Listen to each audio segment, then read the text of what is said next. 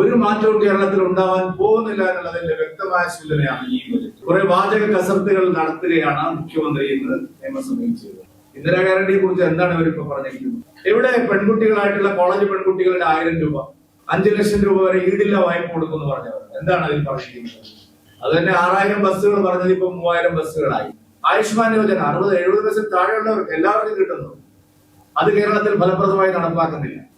മുഖ്യമന്ത്രി എന്നാണ് പറഞ്ഞത്.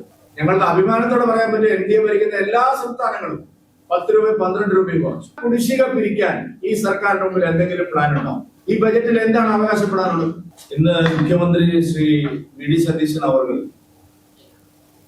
നിയമസഭയിൽ അവതരിപ്പിച്ച UDF സർക്കാരിന്റെ ആദ്യത്തെ ബജറ്റ്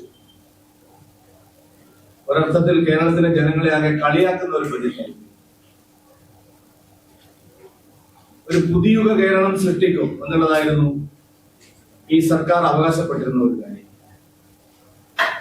പുതിയുഗ കേരളം പോയിട്ട് മുങ്ങിത്താഴുന്ന ഒരു കേരളമാണ് സൃഷ്ടിക്കാൻ പോകുന്നത് എന്നുള്ളതാണ് ഈ ബജറ്റ് പ്രഖ്യാപനങ്ങളിലൂടെ നമുക്ക് കാണാൻ കഴിയുന്നത്. പ്രതിപക്ഷ നേതാവിന്റെ കസേരയിൽ നിന്ന് മുഖ്യമന്ത്രിയുടെ കസേരയിലേക്ക് ശ്രീ വി.ഡി. സതീശൻ മാറുകയും മുഖ്യമന്ത്രിയുടെ കസേരയിൽ നിന്ന് പിണറായി വിജയൻ പ്രതിപക്ഷ നേതാവിന്റെ കസേരയിലേക്ക് മാറുകയും ചെയ്തു എന്നുള്ളൊരു മാറ്റമല്ലാതെ ഒരു മാറ്റവും കേരളത്തിൽ ഉണ്ടാവാൻ പോകുന്നില്ല എന്നുള്ളതിന്റെ വ്യക്തമായ സൂചനയാണ് ഈ ബജറ്റ്. പഴയ വീഞ്ഞ് പുതിയ കുപ്പിയിലാക്കി കുറെ വാചക കസർത്തുകൾ നടത്തുകയാണ് മുഖ്യമന്ത്രി ഇന്ന് നിയമസഭയിൽ ചെയ്തത്. കേരളത്തിന്റെ സാമ്പത്തിക പ്രതിസന്ധിക്ക് പരിഹാരം കാണാനോ കേരളത്തെ വളർച്ചയിലേക്ക് നയിക്കാനോ സുസ്ഥിര വികസനത്തിനോ ക്രിയാത്മകമായ ഒരു നിർദ്ദേശവും ഈ ബജറ്റിലില്ല. 5 ലക്ഷം കോടിയിലോളം കടം കേരളത്തിനുണ്ടെന്നാണ് ധവളപത്രം തന്നെ പറയുന്നത്. ആ കടക്കണിയിൽ നിന്ന് രക്ഷപ്പെടാൻ എന്തെങ്കിലും ഒരു റോഡ് മാപ്പ് ഈ ബജറ്റിൽ മുഖ്യമന്ത്രി പ്രഖ്യാപിക്കുന്നില്ല. കൊട്ടിഘോഷിച്ച് ഈ സർക്കാർ പറഞ്ഞിരുന്ന ഒരു കാര്യമായിരുന്നു ഇന്ദിരാ ഗ്യാരണ്ടി. ഇന്ദിരാ ഗ്യാരണ്ടിയെ കുറിച്ച് എന്താണ് ഇവരിപ്പോ പറഞ്ഞിരിക്കുന്നത്? ഇവിടെ പെൺകുട്ടികളായിട്ടുള്ള കോളേജ് പെൺകുട്ടികളുടെ 1000 രൂപ ഇന്ന് ബജറ്റിൽ അതിനെപ്പറ്റി വല്ലതും പറഞ്ഞിട്ടുണ്ടോ? അതിനെന്തെങ്കിലും പണം നീക്കി വെച്ചിട്ടുണ്ടോ? 5 ലക്ഷം രൂപ വരെ 5 ലക്ഷം രൂപയുടെ തൊഴിൽ സംരംഭങ്ങൾക്ക് വേണ്ടി യുവാക്കൾക്ക് തൊഴിലവസരങ്ങൾ വർദ്ധിപ്പിക്കാൻ 5 ലക്ഷം രൂപ വരെ ഈടില്ല വായ്പ കൊടുക്കുമെന്ന് പറഞ്ഞവർ എന്താണ് അതിൽ പറഞ്ഞിരിക്കുന്നത്? ഈ ബജറ്റിൽ എന്താണ് ഈ ഇന്ദിരാ ഗ്യാരണ്ടിയിൽ പറഞ്ഞ പല കാര്യങ്ങളും? ആകെ പറഞ്ഞിരിക്കുന്നത് സ്ത്രീകളുടെ സൗജന്യ ബസ് യാത്രയെ കുറിച്ച് മാത്രം. അത് തന്നെ 6000 ബസ്സുകൾ പറഞ്ഞത് ഇപ്പൊ 3000 ബസ്സുകളായി.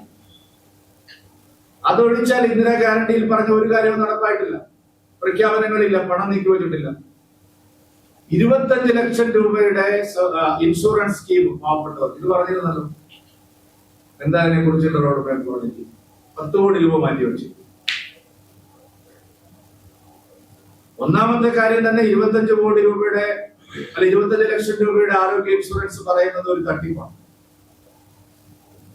ഇവിടുത്തെ ഇൻഷുറൻസ് കമ്പനികളെ, സ്വകാര്യ ഇൻഷുറൻസ് കമ്പനികളെ സഹായിക്കാൻ വേണ്ടി മാത്രമുള്ള ഒരു പോലല്ല.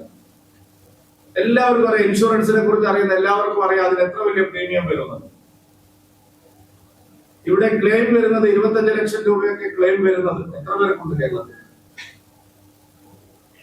ഇവിടെ വയോവന്ദൻ യോജനയുണ്ട്. പ്രധാനമന്ത്രിയുടെ PM ആയുഷ്മാൻ യോജനയുടെ ഭാഗമായിട്ടുള്ള വയോവന്ദൻ യോജന 10 ലക്ഷം രൂപ വരെ 70 വയസ്സ് കഴിഞ്ഞ എല്ലാവർക്കും സൗജന്യമായിട്ട് കിട്ടുന്നതാണ്. വളരെ ചുരുങ്ങിയ പ്രീമിയമുണ്ട്. കേരള ഗവൺമെന്റ്, പിണറായി വിജയന്റെ ഗവൺമെന്റ് ആ കരാറിൽ ഒപ്പിട്ടിട്ടില്ല. ലക്ഷക്കണക്കിന് ആളുകൾക്ക് ചികിത്സാ സഹായം കിട്ടുന്ന വയോവന്ദൻ യോജനയിൽ ഒപ്പിടുകയായിരുന്നു ഈ സർക്കാർ ആദ്യം ചെയ്യുന്നത്. അപ്പൊ കാശില്ല, മുടക്കില്ലാതെ സർക്കാരിന് വലിയ പണം നീക്കി വെക്കാതെ ലക്ഷക്കണക്കിന് ആളുകൾക്ക് അതിന്റെ പ്രയോജനം കിട്ടുമായിരുന്നു. PM ആവാസ് യോജന PM ആയുഷ്മാൻ യോജന 60-70 വയസ്സിൽ താഴെയുള്ളവർക്ക് എല്ലാവർക്കും കിട്ടുന്നു. അത് കേരളത്തിൽ ഫലപ്രദമായി നടപ്പാക്കുന്നില്ല. ഇപ്പൊ 25 ലക്ഷം രൂപയ്ക്ക് എത്ര പ്രീമിയം അടയ്ക്കേണ്ടി വരും? എന്തെങ്കിലും ഒരു പ്ലാൻ സർക്കാരിനുണ്ടോ? അത്രയും പ്രീമിയം ആരടയ്ക്കും? അങ്ങനെ അടയ്ക്കുന്നത് കൊണ്ട് എത്ര ഗുണഭോക്താക്കൾക്ക് 25 ലക്ഷം രൂപയുടെ ചികിത്സാ സഹായം കിട്ടും? ഇത് മറ്റു പല സംസ്ഥാനങ്ങളിലും കോൺഗ്രസ് ഗവൺമെന്റുകൾ പരീക്ഷിച്ചതാണ്. അത് സ്വകാര്യ ഇൻഷുറൻസ് കമ്പനികളെ സഹായിക്കാൻ വേണ്ടി മാത്രം. കേരളത്തിലെ സാധാരണക്കാരായിട്ടുള്ള ജനങ്ങളുടെ പ്രശ്നങ്ങൾ പരിഹരിക്കാൻ ഈ ബജറ്റിൽ എന്താണുള്ളത്? തൊഴിലില്ലായ്മ വിസ്ഫോടനം ഇന്ത്യയിൽ ഏറ്റവും കൂടുതലുള്ള സ്റ്റേറ്റ് കേരളമാണ്. എങ്ങനെയാണ് ഈ സർക്കാർ അഡ്രസ് ചെയ്യാൻ പോകുന്നത്? മുഖ്യമന്ത്രി എന്നാണ് പറഞ്ഞത്. പെൺകുട്ടികളുടെ 1000 എവിടെ? 5 ലക്ഷം രൂപയുടെ സ്കീം എവിടെ? തൊഴിലവസരങ്ങൾ വർദ്ധിപ്പിക്കാൻ എന്താണ് ഈ സർക്കാർ മുന്നോട്ട് വെക്കുന്നത്?